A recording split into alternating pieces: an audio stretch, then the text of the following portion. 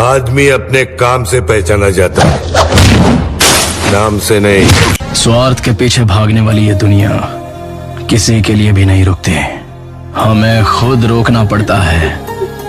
Since 1951